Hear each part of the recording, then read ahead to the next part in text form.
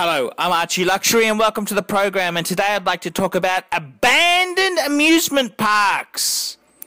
And a common misconception about Japan is that it is so densely populated that every single town is like Tokyo.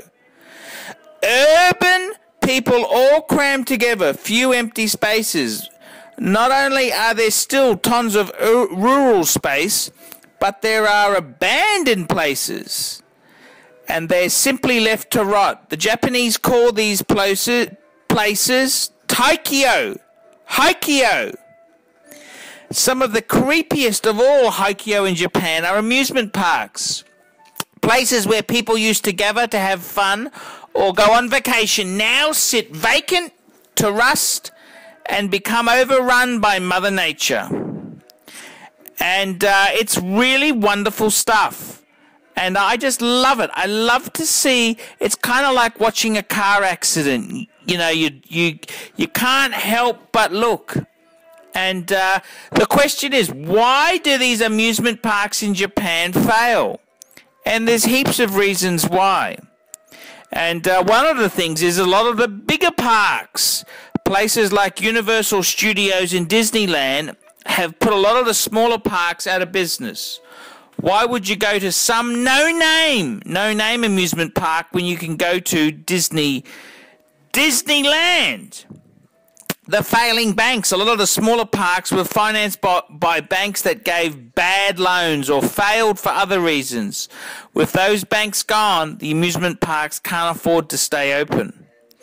And there's also the other Asian parks. Lots of new amusement parks are opening up all across Asia, which has brought attention and attendance away from Japanese amusement parks. Countries like China, South Korea are experiencing a huge surge of amusement parks, whilst the amusement parks in Japan have peaked. And lots of failed amusement parks have either been abandoned or torn down completely. Lots of people have taken it upon themselves to explore these abandoned parks and provide us with the true feeling of a nightmare experience. And I just love it. I love looking at these abandoned amusement parks. They got such feeling there. If only the rides could talk. And it's kind of sad. It's kind of eerie. But you know, I suppose a lot in the Western world, when an amusement park goes broke, they liquidate the things off and they sell it off almost immediately. But in Japan, things are a lot slower. It doesn't have the same Western type of bankruptcy or you know. And the other thing is too, in Japan, there isn't really a market for this second-hand amusement park rides, whereas in the West, they will sell them to other amusement parks. So it's just one of these things, and I love looking at these abandoned amusement parks. It's so cool, and it's just amazing that something can be so popular and then it can close. And it's kind of sad. It's kind of sad. A lot of love, energy went into these things.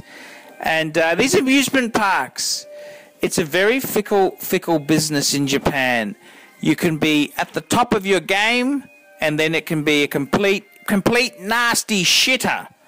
And it's very interesting to see these type of ruins there. I mean, in the West, we don't really have the same thing, but I love looking at abandoned stuff, and it's just amazing.